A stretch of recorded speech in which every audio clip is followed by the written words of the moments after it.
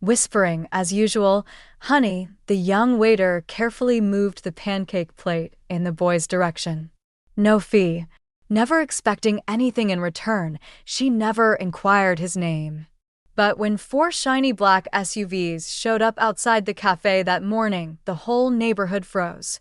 A man wearing a military uniform emerged with a meticulously folded letter.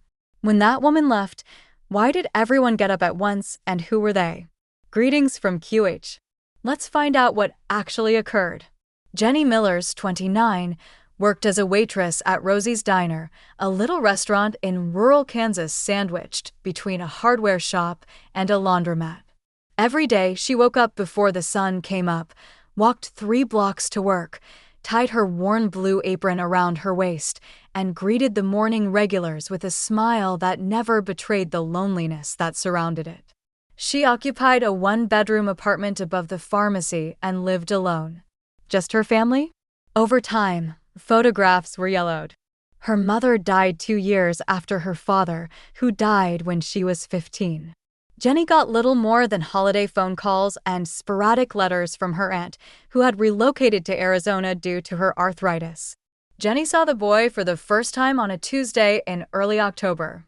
He was small for his age, with cautious eyes that appeared to take in everything without showing anything, and he couldn't have been more than 10. With a book open on the table and a rucksack too big for his frame propped next to him, he sat in the corner booth furthest from the door. He only ordered a glass of water the first time. Jenny brought it with a paper straw and a smile. With a nod so faint it was almost noticeable, he thanked her. The same on the second day. The third and fourth. Jenny had seen his trend by week 2. He would get to the elementary school 3 blocks away at 7:15, exactly 45 minutes before classes started. He would observe other patrons ordering piles of pancakes, eggs, bacon, and toast while he sat, read, and sipped his water slowly. Having eaten nothing, he would thank her, close his book, and head out at 7:55. On the 15th day, Jenny accidentally brought him a plate of pancakes. "Oh, I'm sorry," she said, setting it down as if confused. The kitchen made an extra. "I'll just leave it here instead of throwing it away." The boy looked up, suspicion and hunger battling in his eyes. "It's okay," Jenny reassured him. "Sometimes the cook gets the orders mixed up. Better to eat it than waste it, right?" She walked away before he could protest, watching from behind the counter as he hesitantly picked up the fork.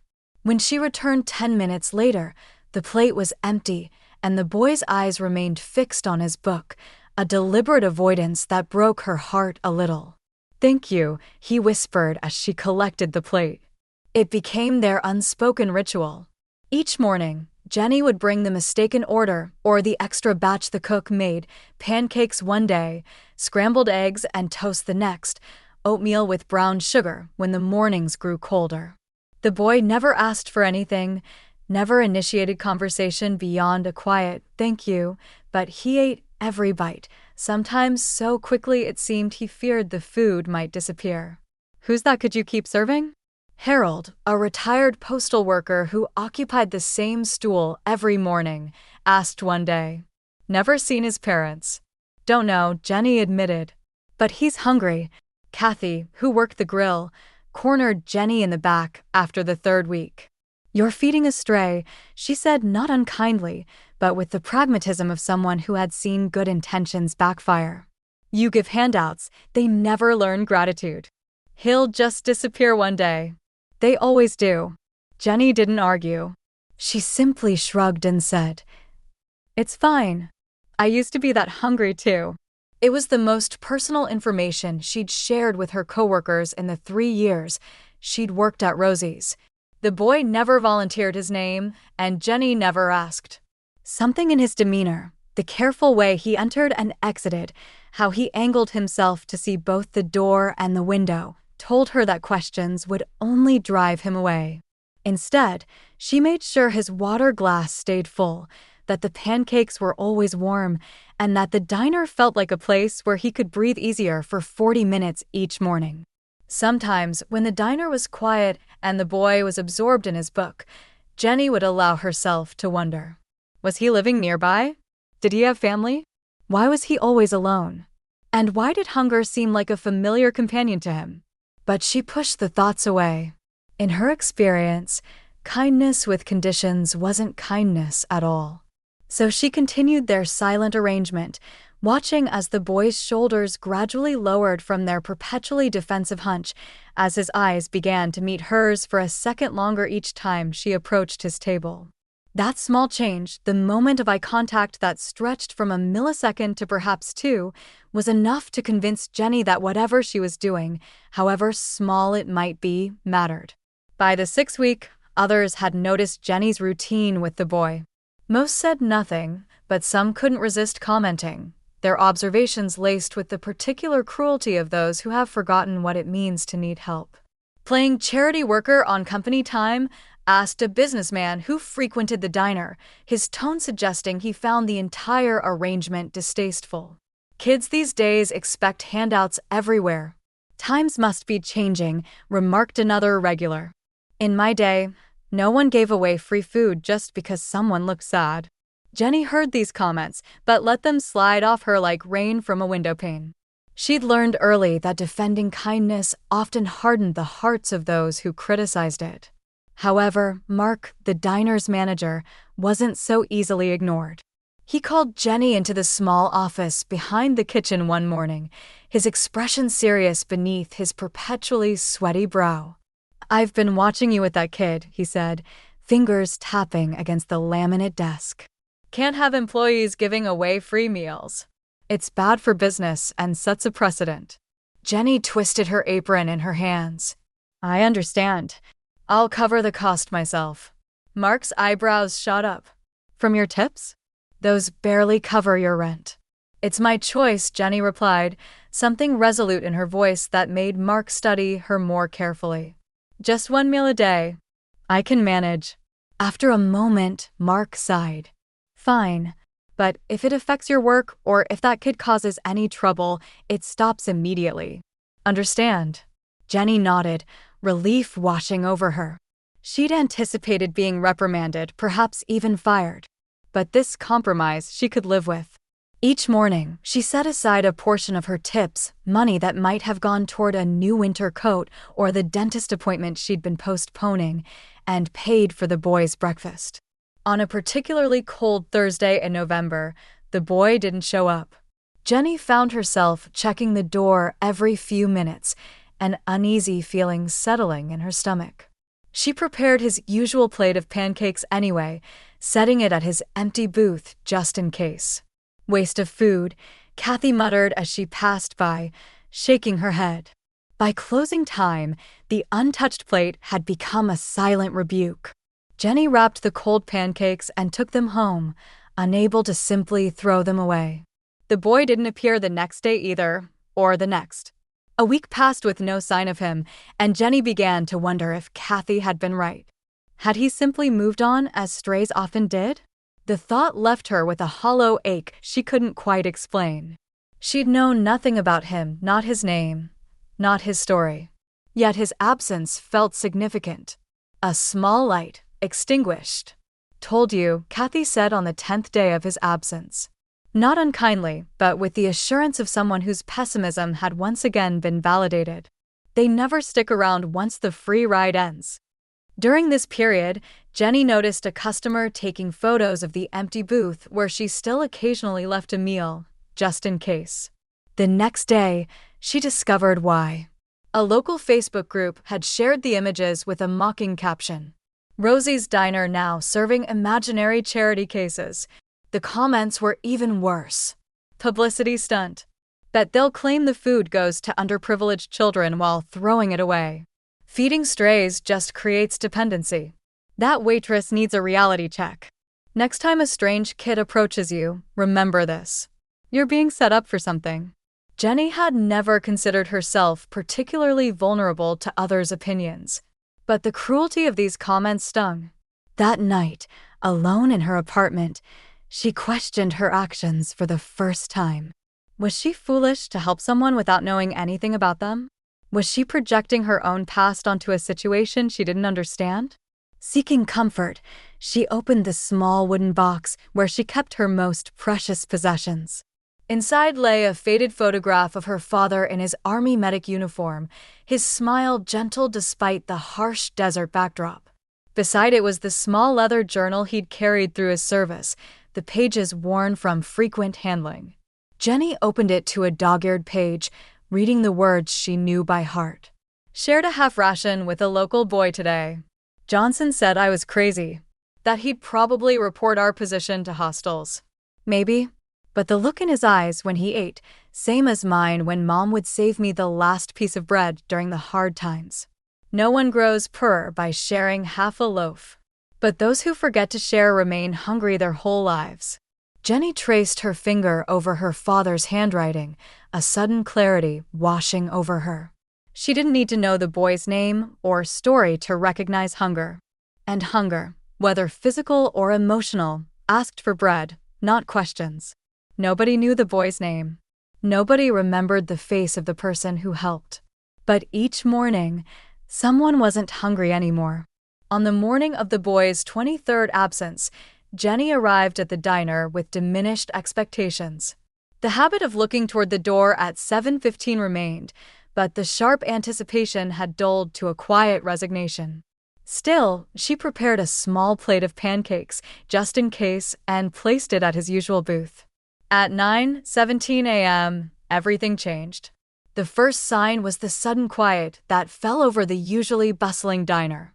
Jenny, refilling coffee at a booth near the window, glanced up to see 4 black SUVs with government plates pulling into the small parking lot.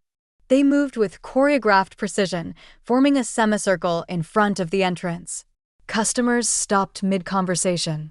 Forks paused halfway to mouths. Outside, pedestrians slowed to stare as uniformed men emerged from the vehicles, standing at attention beside each door. From the lead SUV stepped a man whose bearing commanded attention before his uniform did.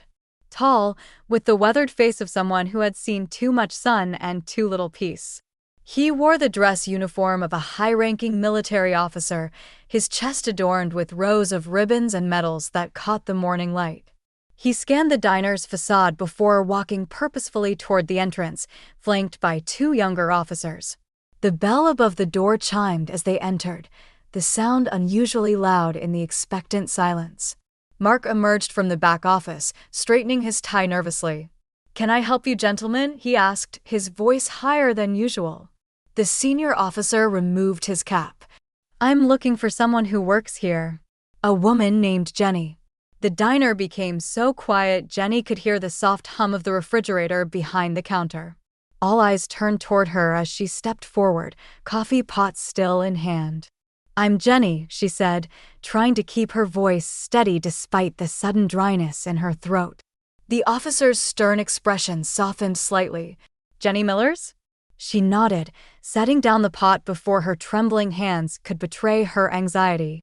"My name is Colonel David Reeves, United States Army Special Forces Command." He reached into his breast pocket and withdrew an envelope, crisp and official-looking. "I'm here because of a promise made to one of my men." He extended the envelope toward her.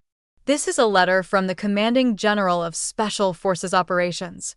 And I have a personal message as well from Adam's father." "Adam." Jenny repeated the name, unfamiliar, yet somehow significant. "The boy you've been feeding for the past several months," Colonel Reeves explained. "Adam Thompson." His father was Master Sergeant James Thompson, one of the finest soldiers under my command. Was. The past tense landed like a physical weight on Jenny's shoulders. "I don't understand," she said, still not taking the envelope. "Is Adam okay?" "He's safe," the colonel assured her. "He's with his grandparents now in Colorado. But for almost 3 months, he came here every morning before school, after his father was deployed on a classified operation." The pieces began falling into place for Jenny. The boy's solitude, his careful watchfulness, the hunger that seemed deeper than physical need. What Sergeant Thompson didn't know, the colonel continued, was that his wife had left shortly after his deployment, abandoning Adam. The boy was too proud, too afraid of being taken from his home, to tell anyone. He managed alone, using the small emergency fund his father had left, making meals stretch beyond imagination. A collective murmur of shock rippled through the diner. Jenny felt her heart constricting as she imagined Adam, now with a name, with a story, trying to survive alone, waiting for a father who would never return. Sergeant Thompson fell in Afghanistan 2 months ago, Colonel Reeves said, his voice professional but not without emotion. In his final letter, he wrote that if anything happened to him, we should thank the woman named Jenny at the diner who fed Adam without asking questions. He opened the envelope, removing a handwritten note on faded paper. He wrote, "If I don't make it back, please find the person who has been giving my son breakfast." Adam mentioned her in his letters to me. He said she never asked why he was alone or made him feel ashamed. She just fed him, day after day, expecting nothing. Tell her she didn't just feed a hungry child. She preserved the dignity of a soldier's son. Jenny accepted the letter with trembling hands, tears blurring her vision. The colonel's voice seemed to come from far away as he continued. The letter was read at Sergeant Thompson's memorial service. When Adam finally told us about you, the entire Special Forces community made it our mission to find you and thank you in person. What you did, his voice caught briefly, what you did for the child of one of our own, without even knowing who he was, that means something to all of us. The diner had fallen completely silent. Even those who had mocked Jenny's actions sat motionless, faces reflecting shock and, in some cases, shame. Colonel Reeves straightened to his full height, snapped to attention, and rendered a formal salute, a gesture of profound respect rarely given to civilians. Behind him, every military person present did the same. On behalf of the United States Army Special Forces, the brothers in arms of Master Sergeant Thompson, and most importantly, on behalf of Adam, thank you.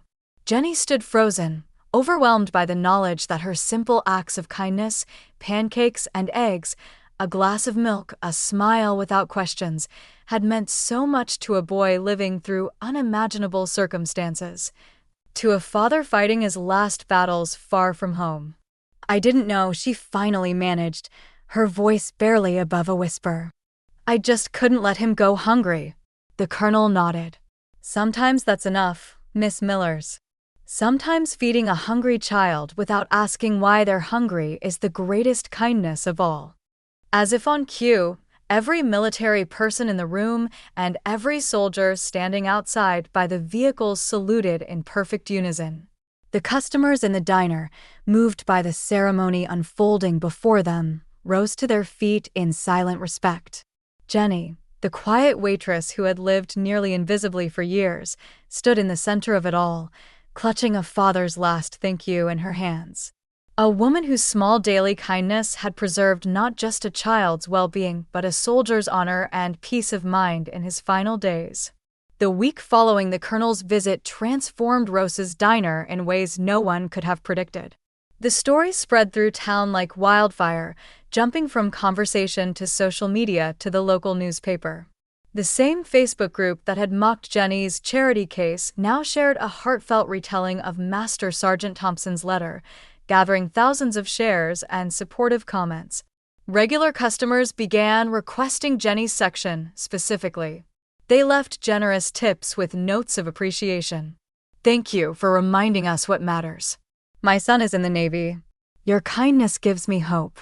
Mark, who had initially grudged Jenny's free pancakes, hung a small American flag beside the booth where Adam had sat. Beneath it, he placed a discreet plaque. "Reserved for those who serve and the families who wait." The booth was never empty again, occupied by veterans, active duty personnel passing through town, and occasionally by families clearly struggling but treated with quiet dignity by the staff. On the 7th day after the colonel's visit, a manila envelope arrived addressed to Jenny. Inside was a handwritten letter on lined notebook paper, the carefully formed letters betraying the youth of its author. "Dear Miss Jenny, I didn't know your name until that day the colonel came to find you. But every morning for those months, you were the only person who looked at me like I wasn't invisible or broken. Dad always told me that real heroes don't wear capes. They wear the uniform. But I think sometimes they wear aprons too. When Dad stopped writing, I thought the world had forgotten both of us. But you remembered me every day, even when I couldn't tell you why I was alone. Grandma and Grandpa are nice. They're teaching me to fish and Grandma makes good cookies, but I miss Dad. And sometimes I miss your pancakes too. Thank you for not asking questions when I couldn't answer them. Your friend, Adam Thompson. P.S. I finished the book I was reading. It had a happy ending after all. Jenny framed the letter and hung it behind the counter. Not prominently, not for show, but as a personal reminder of why small kindnesses matter. When customers asked about it, she would simply smile and say, "Just a thank you note from a special customer." Word of the diner's connection to special forces spread throughout military communities. Soldiers passing through town made detours to visit, often leaving unit coins or patches as tokens of appreciation. These two found their place on a small bulletin board behind the counter, a growing collage of gratitude from around the world. 3 months after the colonel's visit, a school group came to the diner for lunch after a field trip. An 8-year-old girl with curious eyes studied Jenny as she refilled water glasses. "My dad says you're a hero," the child announced matter-of-factly. "Do you feel like one?" Jenny smiled, kneeling to meet the girl's gaze. "No, sweetheart. I'm just someone who knows what it feels like to be hungry. Not just for food," the girl's teacher added quietly, having overheard the exchange. Jenny looked up, meeting the woman's understanding gaze with a nod. The teacher was right. Hunger came in many forms. Food was only the most obvious. As summer approached, the diner hosted a fundraiser for military families, raising enough to establish a small emergency fund for children of deployed parents. Mark, surprisingly, matched the donations personally, admitting to Jenny that her quiet persistence had changed something in him. "Never understood why my father was so adamant about feeding every stray kid in the neighborhood," he confessed. "Drove my mother crazy. But I think I get it now. Sometimes a meal is more than food." On a quiet Tuesday morning, almost exactly a year after Adam had first walked into the diner, Jenny arrived for her shift to find something small and metallic on her usual station. A challenge coin, the special token carried by military personnel, usually given only to those within their units, lay beside her order pad. One side bore the insignia of the Special Forces. The other had been custom engraved. "Seer Memer, always remembering." Jenny looked around the empty diner, searching for whoever might have left it.